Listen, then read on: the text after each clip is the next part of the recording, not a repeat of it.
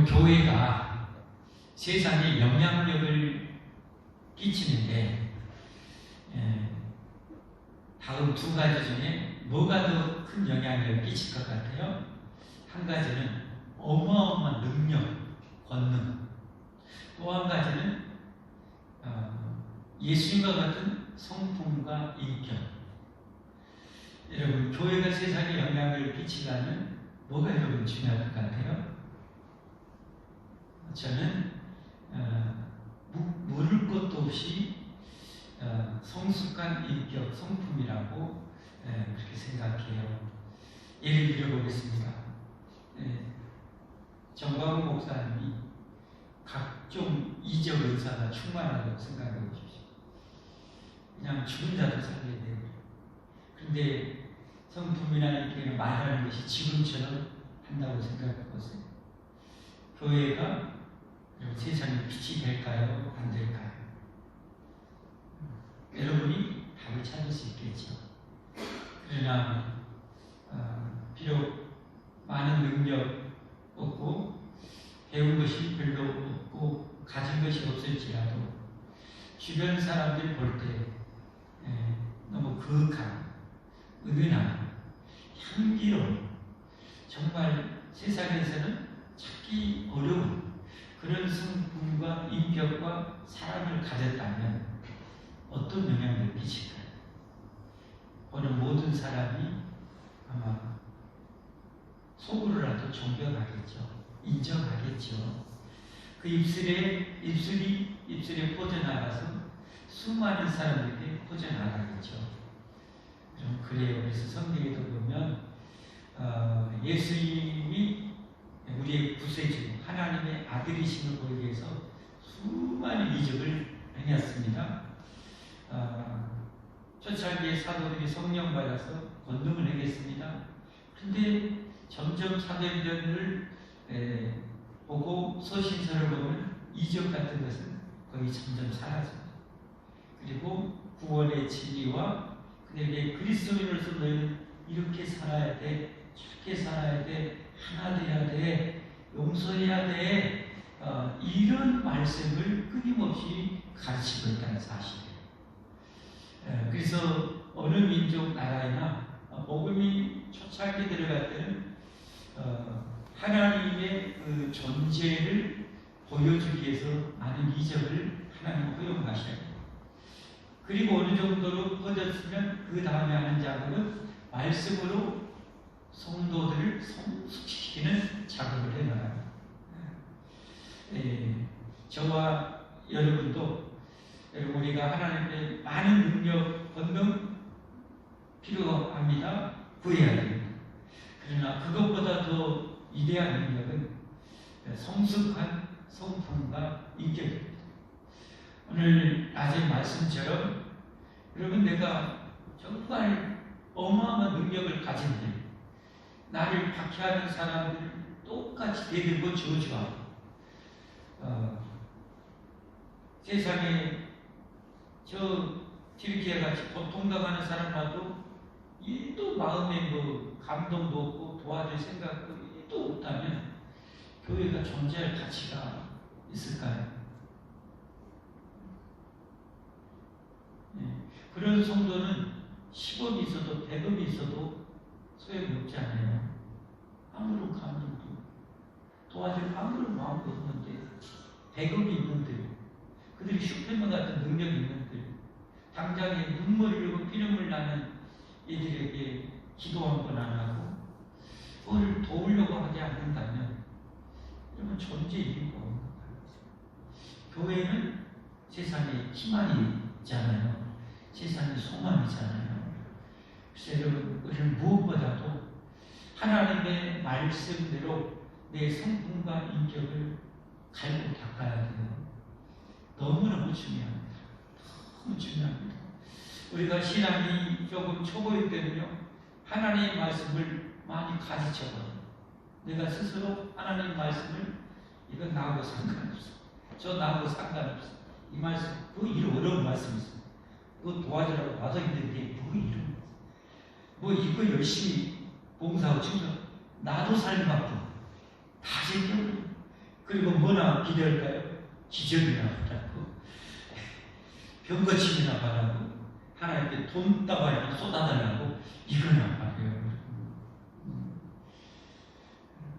안 되겠죠, 그러면. 안 되겠죠.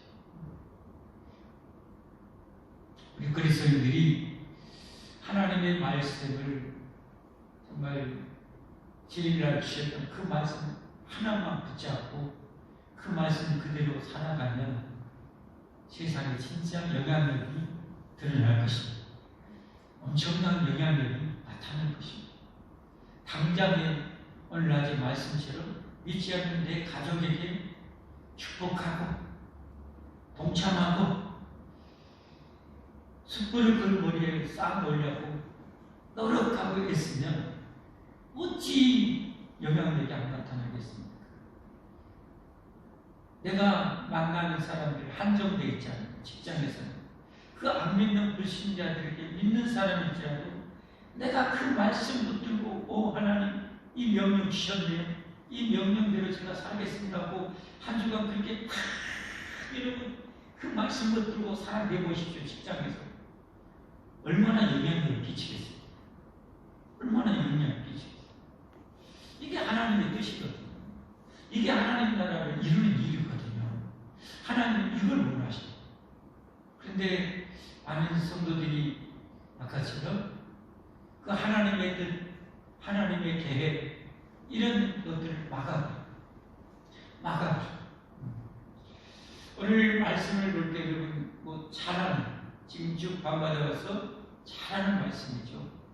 이 말씀이 제일 정말 와닿는 말씀이 17절 하반절 베드로가 그 예루살렘에 있는 사도들과 그 성도들에게 했던 말이에요. 내가 누구에게 하나님을 능히 맡겠느냐? 내가 누구에게 감히 하나님이 너 고넬료에게 복음 전해 라고 했는데 내가 누구에게 그걸 맡겠느냐? 저들도 성령을 받았으니까 복음을 받은 자에게 세례를 주라는 이 명령을 내가 누구인데 감히 하나님의 말씀을, 하나님의 뜻을 거역하겠느냐 라고 베드로가 말하는 거예요. 정말 또 놀라운 것은 그 예루살렘의 사도들과 신도들이 이 베드로의 말을 듣고요 그렇게 비난하고 오기만 해요. 베드로 오기만 해요. 감히 이방인들에게 복음제 오기만 해요. 이랬다가 베드로의 여차저차해서 하나님이 이렇게 하셨다. 내가 누군데 하나님 하신 일을 맡겠느냐 라고 말할 때 그 다음 18절에 그들이 이 말을 듣고 잠잠 하나님의 뜻 앞에, 하나님의 계획 앞에 이건 빼도 박도 못합니다. 그 계획 앞에, 뜻 앞에 잠잠해요. 하나님께 영광을 돌려주세요. 그러면 하나님께서 이방인에게도 생명 얻는 회개를 주셨구나 라고 받아들인 거예요. 그래서 공식적으로 이제 교회로부터 이방의 선교의 문이 열려지게 되는 거예요. 그래서 오늘 이 말씀을 통해서 저는 이런 제목으로 우리가 말씀을 받았으면 좋겠어요. 하나님을 막지 말라는 것. 하나님을 막지 말자는 것. 하나님을 막지 말자. 여러분 하나님의 말씀, 하나님의 계획, 하나님의 뜻을 알면서도 막아보지 않는다요. 혹시 뻔히 알면서도 하나님이 이렇게 하면 안 돼 라고 했는데 묵살해버리고 여러분 막아버리고 있지 않는지 여러분 그걸 정말 우리는 깊이 생각해야 돼요. 절대 가볍게 생각하면 안 돼요. 만약에 베드로가 하나님이 그렇게 베드로를 수제자잖아요. 교회 수제자를 통해서 이제 이방의 선교를 공식적으로 이제 열어가려고 하는데 베드로가 나 못해, 나 안 해. 어떻게 이방인들에게 우리 성민들만 구원 받아야지. 나는 못해. 계속 그랬다고 생각해 보세요. 그럼 어떻게 되겠어요? 둘 중에 하나겠죠.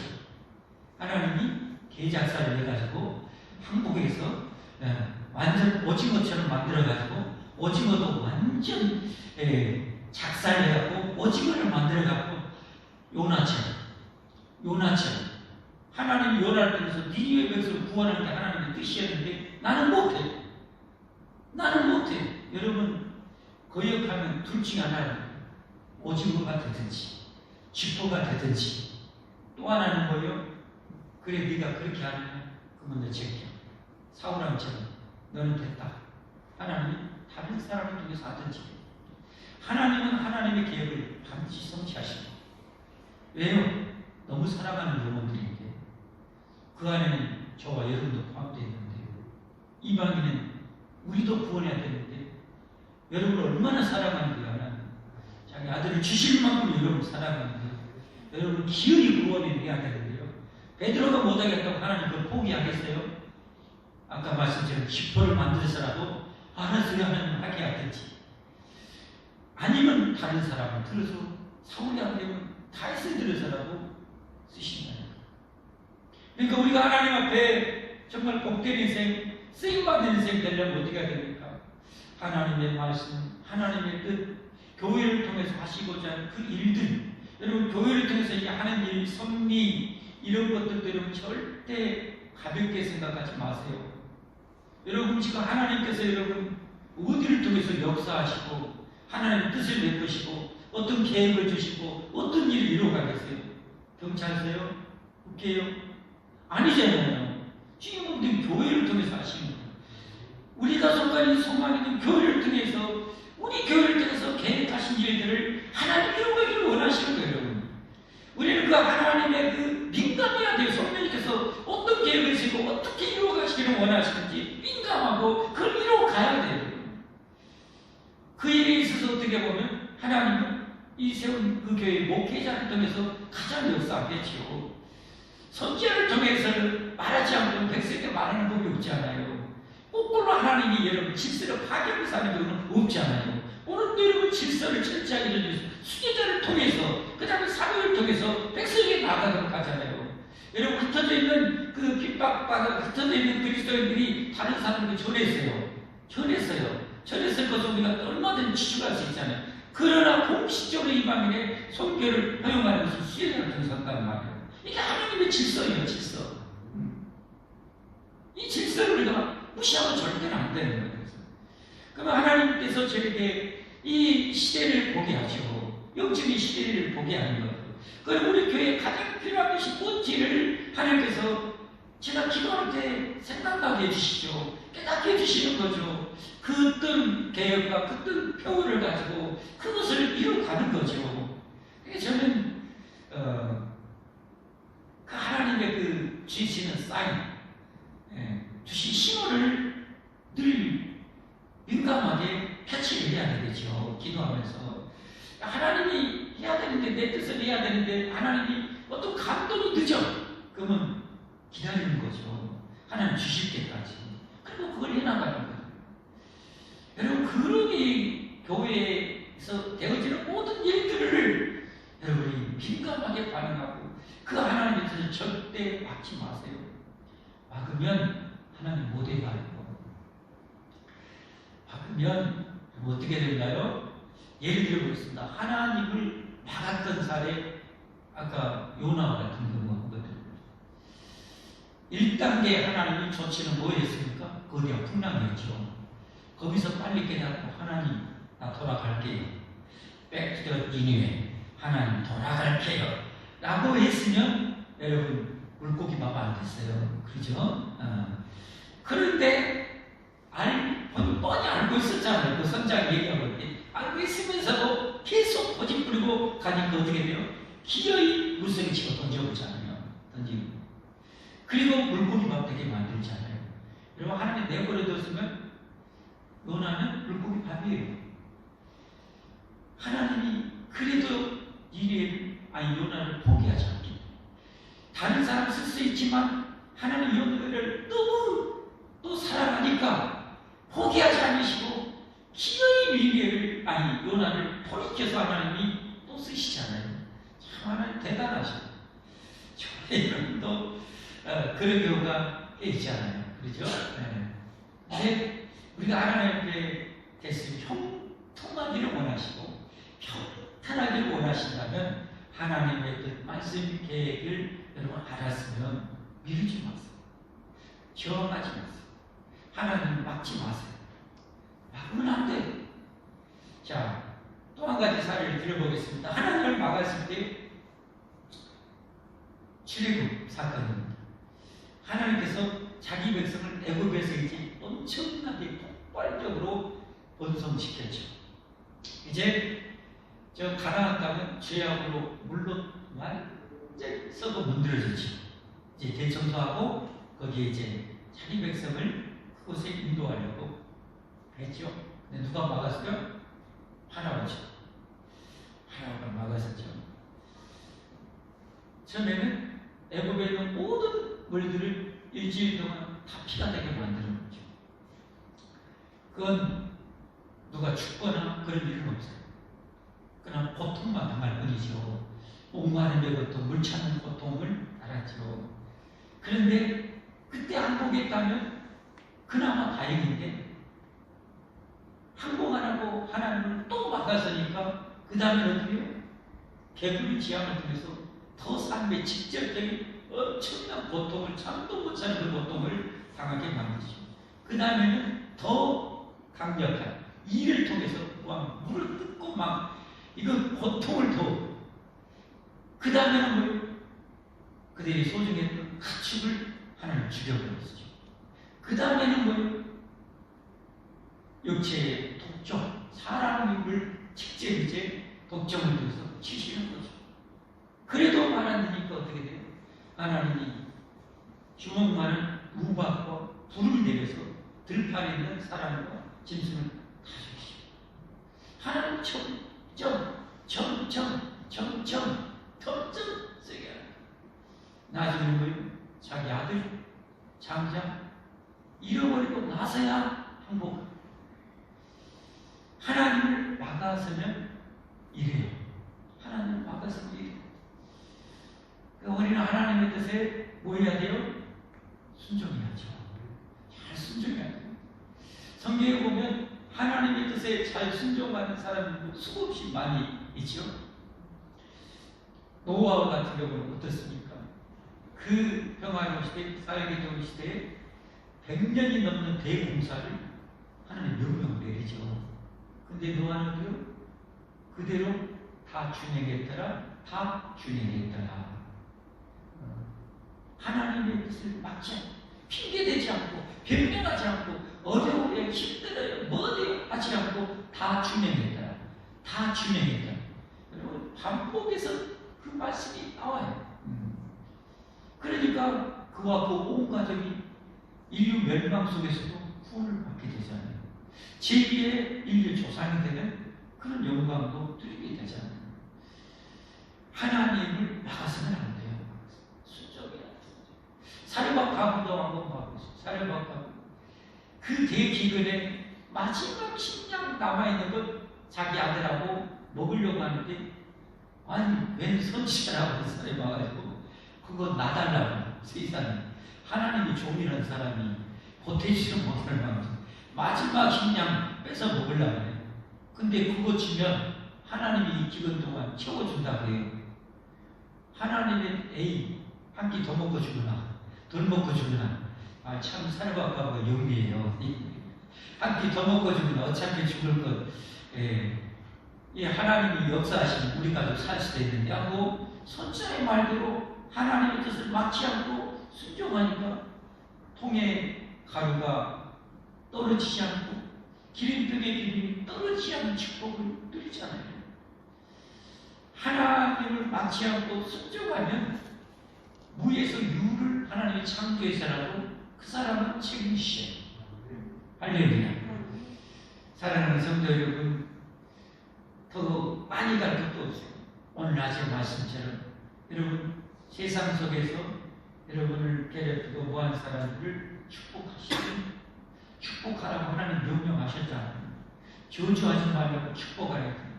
뒤에서 험담하고 성질내고 저 인간 저 하지 말라겠잖아요. 하지 마세요. 하나님이 하지 말라고 했는데 하는 것은 하나님 막아서 하는 거예요. 막아서. 그러면 안 돼요. 그러면 여러분의 인생이 힘들어져요. 불통해요. 형통하고 평탄하게 원하면 그러지 말고 오늘 베드로가 뭐라고 했어요? 너희는 물로 세례를 받았어요. 이제는 성령으로 세례를 받으리라 하는 것이 생각났더라 하고 거기 순종하잖아요. 여러분이 이제 삶 속에 살아가되 구체적인 부분에 있어서 말씀이 딱 떠오르고 생각날 때 여러분 안에 계신 하나님께서 이때는 이렇게 해야 돼! 라고 말씀을 주시고 생각나게 할 때는 베드로처럼 하나님 막지 말고 오! 이때는 이렇게 하라고 하셨는데 하고 순종하십시오. 순종하십시오. 그래야 하나님의 영광을 받으시고 여러분이 세상에 빛이 되시고 여러분 하나님께 축복된 인생이 될 줄 믿으시기를 바랍니다. 절대 그리고 즐거움과 슬픔에 여러분 동참하시죠. 그것도 그 사람과 마음을 같이 해서 진정으로 슬픔과 고통에 또 즐거움에 함께 동참하십시오. 그래야 그 사람을 구원하지. 너 이랬으니까 나 이래 하면은 절대 그 사람을 구원 못하잖아. 하나님 그 사람을 구원하기 원하시죠. 네, 구원하기 원하죠. 내 곁에 뒀다는 것은 나를 통해서 구원하기 원하는 거예요. 내 곁에 뒀다. 70억이 넘는 인구 중에 내 곁에 뒀다는 것은 나의 전도의 대상자들이라는 거예요. 그러니까 그 사람들에게 민감해야 됩니다. 어떻게 저들 머리에 사람의 이 숯불을 올려놓을까? 어떻게 하면 저 사람이 내 사랑에 감동을 먹고 녹아질까? 이걸 골똘히 생각하고 하나님께 기도하고 지혜를 구하고 능력을 구하고 그것도 그냥 눈에 딱 보이게 하지 말고 너무도 지혜롭게 싹 그냥 봄날에 눈 뜨듯이 싹 그렇게 가서 완전히 녹아지도록 여러분 하나님이 우리와 함께 하시잖아요. 하나님이 구하면 능력 주시잖아요. 우리 여러분 그렇게 사시게요. 그래서 여러분 귀하잖아요. 저 생명들 살려내야죠. 살려내야죠. 하나님 막지 말고 오늘 베드로와 같이 초대교회 같이 하나님의 뜻이라면 하나님의 말씀이라면 내가 누구가 내 하나님을 맡겠느냐 라고 했던 이 베드로의 이 엄청난 저는 이 말씀 한마디만 쩌렁쩌렁 이 말씀을 중간에 이것만 쩌렁쩌렁 해요. 내가 누구가 내 하나님을 맡겠느냐 내가 누군데 맡지 마시고 순종하셔서 하나님께 큰 영광을 올려드리고 기적을 이뤄내고 정말 큰 복을 받는 형통한 인생 살기를 예수님으로 축복합니다. 축복합니다. 함께 찬양하겠습니다.